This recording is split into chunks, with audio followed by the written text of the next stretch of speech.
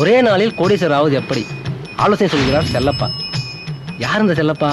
Hello friends, இந்த video மூலமா உங்களுக்கு ஒரு வேற லெவல் ஆப்பர்ச்சுனிட்டி பத்தி தாங்க சொல்ல போறேன். உங்ககிட்ட ஒரு 1500 ஸ்கொயர் ஃபீட் இடம் இருந்தாலோ இல்லைன்னா 3 to 4 cents லேண்ட் இருந்தா கூட போதும். அதன் மூலமா உங்களுக்கு நியர்லி 40 lakhs, அதாவது 40 லட்சம் ரூபாய் அட்வான்ஸ் சிங்கிள் பேமெண்ட்ல உங்களுக்கு கிடைக்க போகுது. அது மட்டும் இல்லாம மாசம் 40,000 ரூபாய் உங்களுக்கு ரெண்ட் பேமெண்டா கூட கிடைக்க போகுது. இந்த வீடியோ ஃபுல்லா பாக்குறதுக்கு முன்னால நீங்க இது மை V3 ஆட்ஸ் இல்லைன்னா ஏதாவது MLM ஸ்கீம் பத்தியான வீடியோவான்னு பாத்தீங்கன்னா கண்டிப்பா இல்ல. நான் உங்க ரிட்டேஷ், மறக்காம இந்த சேனலை சப்ஸ்கிரைப் பண்ணிக்கங்க. வாங்க ஃபுல் வீடியோவை பார்க்கலாம்.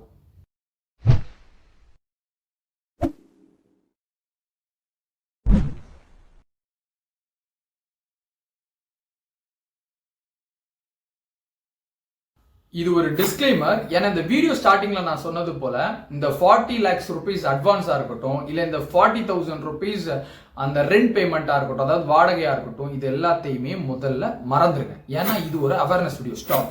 அவேர்னஸ் வீடியோன்னு சொன்னா யாரும் இந்த வீடியோவை ஸ்கிப் பண்ணவோ இல்ல இதை வந்து கட் பண்ணிட்டு போவோ நினைக்காதீங்க. ஏன்னா இந்த வீடியோவை ஃபுல்லா நீங்க பாக்குறதன் மூலம் நீங்களோ இல்ல உங்க பேரண்ட்ஸோ இல்ல உங்களுடைய ஃபேமிலி மெம்பர்ஸோ யாராச்சும் இது மாதிரிப்பட்ட ஸ்கேம்ஸ்ல போய் மாட்டிக்காம இருக்கிறதுக்கு இந்த வீடியோ கண்டிப்பா யூஸ்ஃபுல்லா இருக்கும் நான் நம்புறேன். இந்த வீடியோவை ஃபுல்லா பாருங்க, ஸ்கிப் பண்ணாம பாருங்க. கூட்டத்துல பச்சை சட்டக்காரன் எஸ்கேப் ஆகுறான். போனா ரத்தம் கட்டிச்சான். என்னுடைய ஃப்ரெண்ட் சர்க்கிள்ல ரீசெண்டா ஒரு நபர் இந்த ஸ்கேம்ல போய் மாட்டியிருக்காரு. அப்படி என்ன ஸ்கேம் அப்படின்னு பாத்தீங்கன்னா மொபைல் டவர் இன்ஸ்டலேஷன் ஸ்கேம், இல்லைன்னா செல்போன் டவர் இன்ஸ்டலேஷன் ஸ்கேம்னு கூட சொல்லலாம். இந்த ஸ்கேமை பண்ணக்கூடிய இந்த ஸ்கேமர்ஸ் எந்த அளவுக்கு உஷாரா இருக்காங்கன்னு பாத்தீங்கன்னா நம்மளுடைய ஆசையை வந்து அவங்க தூண்டுறாங்க. 3 லட்சம் 30 லட்சம் ஆகும், 30 லட்சம் 3 கோடி ஆகும். வேலைக்கே போகாம வேர்க்காம மரத்தடியில கட்டில போட்டு கால் மேல காலை போட்டு சம்பாதிச்சிட்டு இருக்கலாமே. சிம்பிளா ஒரு வேலை பண்றாங்க. என்னன்னா ஒரு டெக்ஸ்ட் மெசேஜ் உங்க மொபைலுக்கு சென்ட் பண்றாங்க. என்னுடைய ஃப்ரெண்டுக்கு அனுப்பப்பட்டிருந்த அந்த டெக்ஸ்ட் மெசேஜோட ஸ்கிரீன்ஷாட்டை நான் உங்களுக்கு ஷேர் பண்றேன், அதையும் பார்த்துக்கோங்க. இப்போ அதுல சிம்பிளா அவங்க என்ன போட்டிருக்காங்கன்னா, டவர் அமைக்க இடம் தேவை, 40 லட்சம் வந்து முன்பணம், 45,000 வாடகை, அது கூட வந்து ஒரு கான்டாக்ட் நம்பர் கொடுத்துருக்காங்க. யூஸ்வலா ஒரு சாதாரண ஒரு மனுஷன் இதை பார்த்து பல பேர் வந்து அதை அவாய்ட் பண்ணிட்டு போனா கூட சில பேர் வந்து என்ன பண்ணுவாங்கன்னா, சரி என்னதான் நடக்குன்னு பார்ப்போம், ஒரு கான்டாக்ட் நம்பர் இருக்கு, கால் பண்ணி பார்ப்போம், இன்கேஸ் அது ஃப்ராடா இருந்துச்சுன்னா நம்ம அதை வந்து அப்படியே ட்ராப் பண்ணிடலாம், இன்கேஸ் அது ஒரிஜினல் மாதிரி இருந்துச்சு நம்பகத்தன்மையோட இருந்துச்சுன்னா நம்ம அதை ஃபர்தரா மூவ் ஆன் பண்ணலாம். ஏன்னா அமௌண்ட் வந்து பெருசு, 40 லட்சம் ரூபாய் கிடைக்க போகுது. ஸோ இதுக்கு ஒரு ட்ரை பண்ணி பார்ப்போம்னு சொல்லி நிறைய பேர் இந்த வலை வந்து தனக்காக பின்னப்பட்டிருக்க ஒரு ஸ்கேம்னு தெரியாம அதுல போய் மாட்டிக்கிறாங்க. அப்போ இந்த ஸ்கேமை இவங்க வந்து பண்ணிக்கிட்டு இருக்காங்களே, அவங்க வந்து எந்த அளவுக்கு தெளிவா இருக்காங்கன்னா, ஒன்ஸ் அவங்க அந்த கால் ரிசீவ், ஒரு நபர் வந்து ஸ்கேம்னு தெரியாம போய் கால் பண்றாரு இல்லையா, அவருக்கு வந்து எந்த ஒரு நொடியிலையும் அவருக்கு எதுவும் ஒரு டவுட் வந்துடக்கூடாதுங்கிறதுக்காக கால் பண்ணும்போதே அவங்க எடுத்தோன்னு சொல்றாங்க என்னன்னா, 5G தொழில்நுட்ப டவர் அமைக்கும் இதுக்கு ஒரு அலுவலகத்துக்கு நீங்க கால் பண்ணிருக்கீங்க, இல்ல ஏதாவது ஒரு ப்ராப்பரா நீங்க நம்புற மாதிரி ஏதாவது ஒரு விஷயத்த சொல்லி கூடவே கேட்டுக்கிறாங்க. என்னன்னா நீங்க வந்து இந்த நம்பர் உங்களுக்கு எப்படி கிடைச்சு, இப்போ டெக்ஸ்ட் மெசேஜ் மூலமாவா இல்ல உங்க ஃப்ரெண்ட் சர்க்கிள் மூலமாவா ஏதாவது வந்து ப்ராப்பரா கேதர் பண்ணிக்கிறாங்க அந்த இன்ஃபர்மேஷனை. இதுக்கப்புறமா அவங்க அப்படியே கண்டினியூஸா உங்ககிட்ட வந்து ஃபர்தரா உங்களுடைய கன்சென்ட்டை கேட்கறாங்க. எப்படின்னா, சார் இதுல உங்களுடைய பர்சனல் டீடைல்ஸ் வந்து நாங்க கலெக்ட் பண்ற மாதிரி இருக்கும், உங்ககிட்ட கேட்டு தெரிஞ்சுக்கிற மாதிரி இருக்கும், ஸோ இதுக்கு உங்களுக்கு சம்மதமா அப்படின்னு சொல்லி உங்களுடைய கன்சென்ட்டை கேட்டுக்கிறாங்க. அப்போ இந்த கான்வர்சேஷன் ரொம்பவே ஜென்யூனா இருக்கிறதுனால நிறைய நபர்கள் என்ன பண்ணுவாங்கன்னா, ஓ இது உண்மையா இருக்கும் போலதான் இருக்கு, சரி ஃபர்தரா கேட்போம் மாதிரி அடுத்த கட்டத்துக்காக போவாங்க. அப்போ இந்த விஷயத்துல தான் அவங்க ஃபர்ஸ்ட் ஸ்டெப்பான ஒரு விஷயத்த வந்து உங்ககிட்ட வந்து பைய ஓபன் அப் பண்றாங்க. என்னன்னா, சார் வந்து உங்களுக்கு வந்து 40 லட்சம் ரூபாவோ இல்லைன்னா இப்போ என்னுடைய ஃப்ரெண்டுக்கு வந்து அவங்க எப்படி சொல்லியிருக்காங்கன்னா 30 லட்சம் ரூபாய் அட்வான்ஸ், அப்புறமா 35 ரூபாய் வாடகை, அது மாதிரி சொல்லியிருக்காங்க. அதோட ஸ்கிரீன்ஷாட்டும் நான் அதில் உங்களுக்கு கொடுக்குறேன். அப்போ இந்த ஒரு விஷயம் இப்படி ஒரு பெரிய அமௌண்ட்டை வந்து அவங்க சொல்லி எடுக்கும்போது ஆட்டோமேட்டிக்காக அவங்களுக்கு கொஞ்சம் ஆசைகள் வந்துடும். அப்போ அவங்க என்ன சொல்றாங்கன்னா, சார் இது எல்லாருக்கும்லாம் இது வந்து கிடைச்சிடாது, ஏன்னா இந்த டவர் வந்து நாங்க செட் பண்ணணும்னா அந்த லேண்டை வந்து ப்ராப்பரா நாங்க அனலைஸ் பண்ணி எங்களுடைய ஃப்ரீக்வன்சி வந்து அங்க கரெக்டா ரீச் ஆகுதா அதெல்லாம் நாங்க செக் பண்ணதுக்கு அப்புறமா அந்த லேண்டை வந்து அப்ரூவல் பண்ணுவாங்க எங்க ஹையர் அஃபிஷியல்ஸ். ஸோ அதுக்கு அப்புறமா தான் உங்க கூட நாங்க வந்து டீலிங் வச்சுப்போம், அது மாதிரிலாம் உங்ககிட்ட பேசுவாங்க. பேசின அப்புறமா நீங்களும் ஒன்று நினைப்பீங்க, ஓகே அப்ரூவல்லாம் வாங்கணும் போல அப்படின்னு மாதிரி நினைச்சிட்டு இருக்கும்போது உங்ககிட்ட கேட்பாங்க, சார் உங்களோட லேண்ட் டீட்டெயில் வந்து எங்களுக்கு தெரிஞ்சுக்கணும், ஃபர்ஸ்ட் ஆஃப் ஆல் உங்களுக்கு வந்து ஒரு 3 to 4 cents லேண்ட் இருக்கா அதை கேட்பாங்க. அப்ப நீங்களும் ஒண்ணு இருக்கு இல்ல அந்த விஷயத்த சொல்லுவீங்க. இப்போ இன்கேஸ் 3 to 4 சென்ஸ் லேண்ட் இல்லை அப்படின்னா அதுக்கப்புறமா அவங்க கேட்கறது என்னன்னா, வீடு ஒரு வீடு இருந்துச்சுன்னா கூட அது ஒரு 1500 ஸ்கொயர் ஃபீட் இடம் இருந்துச்சுன்னா அந்த வீட்டோட மேலே கூட நாங்கள் வந்து பில்ட் பண்ண ரெடியாக இருக்கோம். ஸோ அதை வந்து டீட்டெயில் நீங்கள் கொடுத்தீங்கன்னா கூட போதும், அது மாதிரி சொல்லுவாங்க. அப்போ நீங்களும் என்ன பண்ணுவீங்கன்னா அந்த டாக்குமெண்ட்டை வந்து அவங்களுக்கு சென்ட் பண்ண பார்ப்பீங்க. அப்போ அந்த டாக்குமெண்ட்டை எது வழியாக அவங்க வாங்கிப்பாங்கன்னா வாட்ஸ்அப் வழியாகவே வாங்கிப்பாங்க. வாட்ஸ்அப் இல்லைன்னா வாட் எவர் கம்யூனிகேஷனில் அவங்க கன்வீனியண்ட்டாக இருக்காங்க, அதுக்கு ஏற்ற மாதிரி வாங்கிப்பாங்க. அப்போ இந்த வாட்ஸ்அப் மூலமாக டிரான்ஸ்ஃபர் செய்யப்பட்ட இந்த டாக்குமெண்ட்டை அவங்க ஓப்பன் பண்ணி பார்க்குறாங்க, பார்க்கல, அது ரெண்டாவது விஷயம். பட் இருந்தாலும் அந்த கேப்லேயே இது வந்து ஒரு நாள் இல்லை 2 நாள் தான், அந்த நாளுக்குள்ளேயே உங்களை வந்து பிரெயின் வாஷ் பண்ணுவாங்க. எப்படின்னா சார் இது அப்படி சார் எல்லாருக்குமே இது கரெக்டாக வந்து 40 லட்ச ரூபாய் நாங்கள் போட்டுருவோம், இல்லை 30 லட்ச ரூபாய் நாங்கள் கரெக்டாக வந்து பே பண்ணிடுவோம், அது போக மந்த்லி கரெக்டாக ரெண்ட் வந்துடும் அப்படின்னு உங்களை வந்து கன்வின்ஸ் பண்ணுவாங்க. பண்ணிட்டு இருக்கும்போதே திடீர்னு ஒரு நாள் சொல்லுவாங்க, என்ன சார் இவங்களுக்கு வந்து லேண்ட் வந்து அப்ரூவல் ஆயிடுச்சு, அதனால நம்ம வந்து அடுத்த கட்ட ப்ராசஸ்க்கு நம்ம போகலாமா சார் அப்படின்னு மாதிரி கேட்பாங்க. ஒன்றா ஓகே, நம்மளும் நினைப்போம் ஓகே அடுத்த கட்ட ப்ராசஸ்ங்கன்னா அந்த 40 லட்ச ரூபாய் நம்ம கிட்ட கையில் வந்து அப்படியே கொண்டு கொடுக்க போகிறாங்க அப்படின்னு மாதிரி நினைப்பீங்க. அதுதான் தவறு. ஏன்னா அப்போதான் அவங்க கேட்பாங்க என்னன்னா ஃபர்ஸ்ட் உங்ககிட்ட காசை வந்து கறக்க ட்ரை பண்ணுறாங்க. என்ன சொல்லுவாங்கன்னா சார் ஒரு ரெஜிஸ்ட்ரேஷன் ப்ராசஸ் மட்டும் இருக்கு, சின்ன ஒரு அமௌண்ட் தான், அந்த அமௌண்ட் கூட ரீஃபண்டபிள் தான். அது எவ்வளோ அமௌண்ட்னு பார்த்தீங்கன்னா ஒரு 12,000 rupees இல்லை 10,000 rupees ஏதோ சம்திங் வாட் எவர் அவங்க வந்து சொல்கிற ஒரு அமௌண்ட் வந்து சின்ன அமௌண்ட் சொல்லுவாங்க. அப்போ இந்த அமௌண்ட்டில் வந்து சொல்லிட்டு அது கூடவே சொல்லுவாங்க சார் இதில் பாதி அமௌண்ட் வந்து கம்பெனி பே பண்ணிடும், பாதி அமௌண்ட் தான் நீங்கள் பே பண்ணுற மாதிரி இருக்கும். ஸோ ரெண்டையும் சேர்த்து ரெஜிஸ்ட்ரேஷன் பண்ணுறதுக்காக ஒரு அட்வொகேட்டுக்கு நம்ம இதை பே பண்ண போகிறோம், இல்லைன்னா ஏதோ ஒரு ஆர்கனைசேஷனுக்கு நம்ம பே பண்ண போகிறோம், இல்லை ரெஜிஸ்டர் ஆஃபீஸ்க்கு நம்ம பே பண்ண போகிறோம், அது மாதிரி சொல்லுவாங்க. அப்போ இதை வந்து நம்பக்கூடிய நபர்களும் இருக்காங்க, நம்பி உடனே அனுப்பக்கூடிய நபர்களும் இருக்காங்க, இல்லைன்னா சில பேர் இதுலேயே கூட டவுட் கேட்பாங்க. அப்போ இதுல டவுட் கேட்குற நபர்களுக்கு மேலும் அந்த டவுட் வந்து பெருசாகிடக்கூடாது அப்படிங்கிறதுக்காக அவங்களுக்கு வந்து ப்ராப்பரா ஒரு லீகல் நோட்டீஸா இருக்கட்டும், இல்ல கவர்மெண்ட் ஆத்தரைஸ்டு அவங்க கம்பெனியோட ஏதாவது ஒரு சர்டிபிகேட் மாதிரி ஏதாவது ஃபேக், எல்லாமே ஃபேக் தான், அப்படி ஃபேக் டாக்குமெண்ட்ஸ் இல்லைன்னா ஃபேக்கான ஏதோ ஒரு ரெஜிஸ்ட்ரேஷன் சர்டிபிகேட், இல்லைன்னா இன்ஃபேக்ட் அந்த ஆப்போசிட்ல இருக்கக்கூடிய நபர்களோட ஐடி கார்டு முதற்கொண்டு சில டைம் அனுப்புறாங்க. எதுக்குன்னா ஒரு நம்பகத்தன்மை கிரியேட் பண்றதுக்காக. மேனேஜரா ஒன்னேவா மேனேஜரா வச்சிருக்காங்க? ஏன்னா அப்படி கேக்குற? இல்லப்பா மேனேஜர் மூஞ்சி உனக்கு இல்லையடா. அப்போ இப்படிலாம் அனுப்பிட்டு இருக்கும்போதே சில நபர்கள் வந்து ஓகே நம்பிடுவாங்க. நம்பி என்ன பண்ணுவாங்கன்னா அந்த அமௌண்ட் அவங்க கேட்கக்கூடிய அந்த பாதி அமௌண்ட்னு சொல்றாங்கல்ல 6,000 rupees ஆர் 5,000 rupees அந்த அமௌண்ட் வந்து அப்படியே அவங்களுக்கு டிரான்ஸ்ஃபர் பண்ணிடுறாங்க. இதற்காக அவங்க வந்து ப்ராப்பரா ஒரு பேங்க் அக்கௌண்ட் 2-3 பேங்க் அக்கௌண்ட் கூட வச்சிருக்கலாம். சில டைம் அந்த பேங்க் அக்கௌண்ட் டீடைல்ஸ் கூட ப்ராப்பரா அவங்க ஷேர் பண்றாங்க. என் ஃப்ரெண்டுக்கு அனுப்பப்பட்டிருந்த அந்த பேங்க் அக்கௌண்ட் டீடைலை நான் உங்களுக்கு இதை ஷேர் பண்றேன். இப்போ ஒன்ஸ் இந்த பேங்க் அக்கௌண்ட்ல நீங்க வந்து அந்த அமௌண்ட்டை வந்து கிரெடிட் பண்ணதுக்கு அப்புறமா எகைன் அவங்களுக்கு வந்து ஏதாவது ஒரு ப்ராஃபிட் திருப்பியும் உங்களை வந்து பைய மில்க் பண்ணி இன்னும் உங்கள்கிட்ட காசு அடிக்க முடியுமா அப்படிங்கிறதுக்காக எகைன் இன்னொன்று சொல்லுவாங்க, சார் அமௌண்ட் வந்து பெருசு 40 லட்சம் ரூபாய், அதனால நீங்க வந்து எங்களுக்கு வந்து சின்ன ஒரு டெபாசிட் பண்ற மாதிரி இருக்கும் சார்.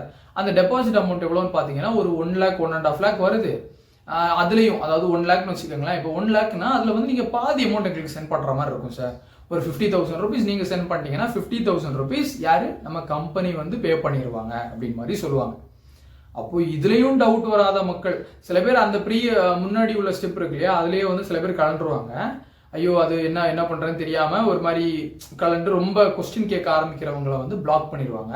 பட் இருந்தாலும் அதுல டவுட் வராதவங்க அடுத்த ஸ்டெப் ஓகேவா, இதுல வந்து ஒரு 50,000 rupees இந்த 50,000ஓட நிக்குமான்னு கேட்டீங்கன்னா கிடையாது. இந்த 50,000ஐயும் ரிட்டர்ன் ஏமாந்துட்டு அடுத்த ஸ்டெப்பு போறோம்னு சொல்லிட்டு அடுத்த ஸ்டெப் இருக்கு. எப்படி தெரியுமா, இது முடிச்சதுக்கு அப்புறமா கேட்பாங்க, சார் அது வந்து அந்த டவருக்கு வந்து அமைக்க போறோம், இல்லைன்னா அந்த உங்களுடைய லேண்டை வந்து வெரிஃபை பண்றதுக்கு ஏதாவது சர்வேயர் ஏதாவது வராங்க, அவங்களுக்கு ஃபிளைட் டிக்கெட் போடணும், அதெல்லாம் நீங்க தான் பண்ணணும் சார், எல்லாருமே உங்களுக்கு ரீஃபண்டபிள் அமௌண்ட் தான் அப்படின்னு ரீஃபண்டபிள் அப்படி ஒரு வார்த்தையை சொல்லி உங்களை வந்து ஃபுல்லா உங்களை மில்க் பண்ண பார்த்துட்டே இருப்பாங்க. அவங்க கிட்ட இருந்து திரும்ப காசு கறந்துகிட்டு இருக்க பார்த்துட்டே இருப்பாங்க. பட் இது மாதிரி ஒரு ப்ராசஸ் இப்படி போயிட்டே இருக்குன்னு வச்சுக்கோங்களேன், இதுதான் ஸ்கேம். அவங்க காசு ரிட்டர்ன் அடிக்க. இதுல எப்போ வந்து நீங்க வந்து கொஞ்சம் உஷாராகி நீங்க கலந்துக்க பாக்குறீங்களோ அப்போ வந்து மொத்தமா உங்களுடைய தொடர்பை வந்து துண்டிச்சிருவாங்க. எப்படின்னா எல்லா அக்கௌண்ட் ஜிபேயா இருக்கட்டும், இல்லை வந்து அதாவது கூகுள் பே அக்கௌண்ட் டீடைல்ஸ் அந்த அக்கௌண்ட்டா இருக்கட்டும், இல்லைன்னா உங்களை கான்டாக்ட் வாட்ஸ்அப்பா இருக்கட்டும், இந்த மாதிரி எல்லா கான்வர்சேஷன் நீங்க அவங்க கிட்ட பண்ணிட்டு இருந்த எல்லா விஷயத்தையும் அடைச்சிருவாங்க. அப்போ இதுல என்னுடைய ஃப்ரெண்டுக்கு ஒரு சின்ன டவுட் ஏற்பட்ட உடனே அவர் என்ன வந்து கான்டாக்ட் பண்றாரு, இப்படி ரிட்டேஷ் ஒரு விஷயத்துல வந்து நான் வந்து கொஞ்சம் காசு வந்து கொடுத்துருக்கேன்ப்பா, இது வந்து ஜெனியூனா இல்லையா அப்படின்னு மாதிரி பார்த்து எனக்கு கொஞ்சம் கன்ஃபார்ம் பண்ணி சொல்லு அப்படின்னு சொல்றாரு.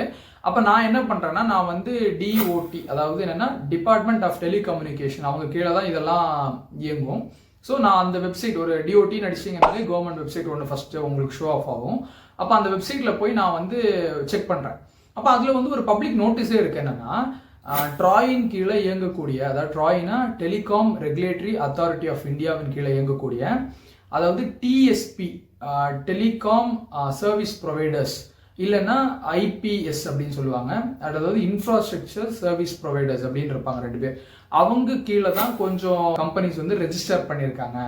ஸோ அவங்க லிஸ்ட் பண்ணி வச்சிருக்கிற கம்பெனிஸை தவிர வேற எந்த கம்பெனிஸுமே வந்து இந்த டவர் இன்ஸ்டலேஷனுக்கான எந்த ஒரு ப்ராசஸையும் மேற்கொள்ள மாட்டாங்க அப்படின்னு மாதிரியும், அது கூடவே இது மாதிரி ஒரு ஃபோர்ஜரி ஃப்ராடான விஷயம் வந்து எங்களுக்கு இப்படி நடந்துகிட்டு இருக்கு அப்படின்னு சொல்லி எங்கள் வந்து எங்களுக்கு நோட்டீஸ் பண்ணி சொல்லியிருக்காங்க.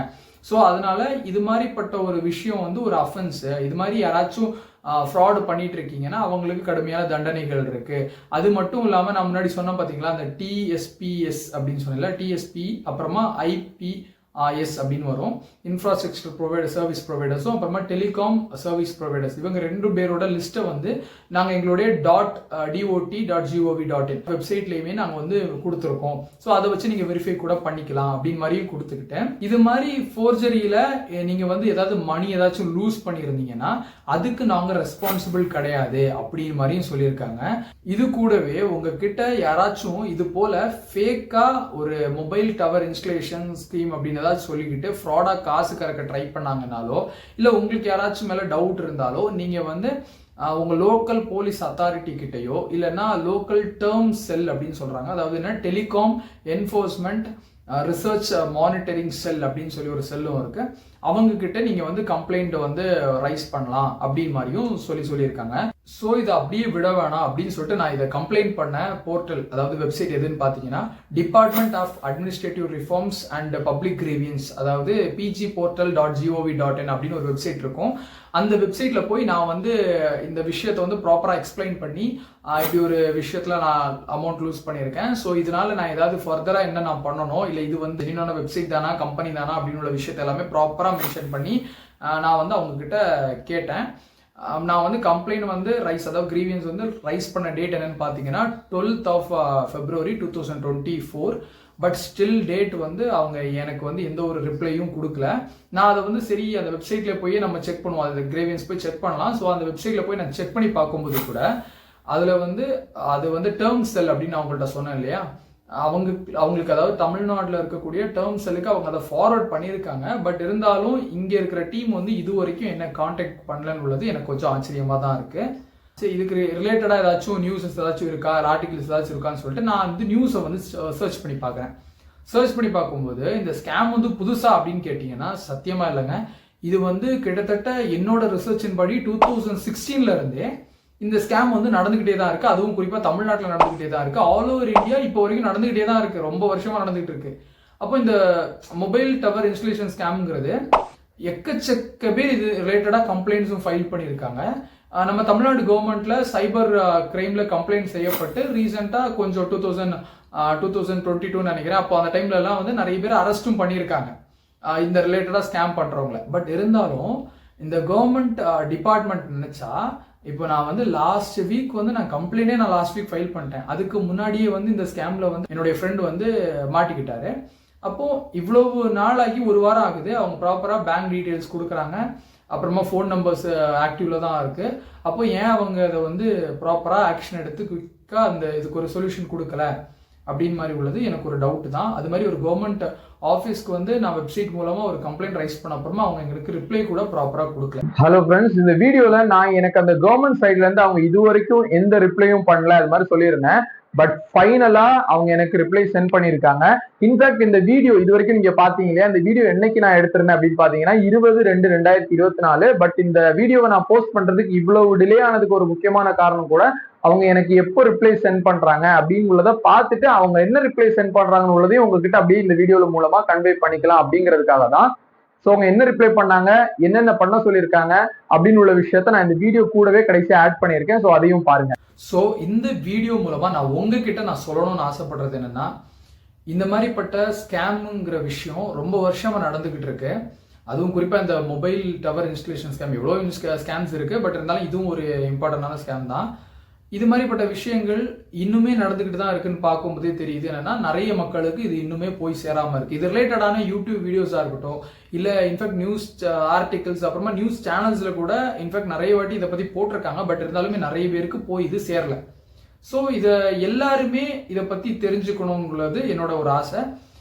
உங்களுடைய ஃபேமிலி மெம்பர்ஸ், இப்போ பேரண்ட்ஸா இருக்கலாம், இல்லைன்னா உங்களுடைய ஒரு ஏஜான ஒரு தாத்தா பாட்டியா இருக்கலாம், எல்லாருக்கிட்டையுமே லேண்ட் எல்லாம் எல்லார்ட்டையுமே இருக்கும் மோஸ்டா. பட் அவங்களுக்கு வந்து இந்த இன்டர்நெட் நாலேஜ் இல்லை யூடியூப் வந்து அவங்க பார்த்து இது மாதிரி ஒரு இன்ஃபர்மேஷன் அவங்களை எடுத்துப்பாங்களான்னு கேட்டால் அது ஒரு டவுட் தான்.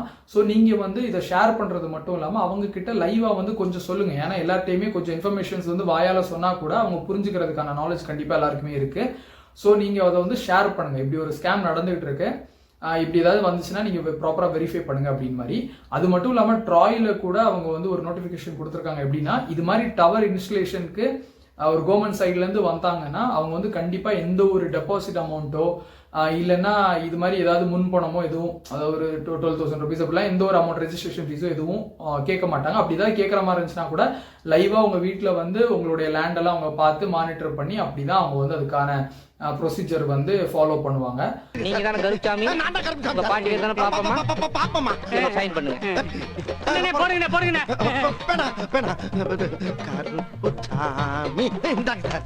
எல்லாம் சரியா இருக்கு.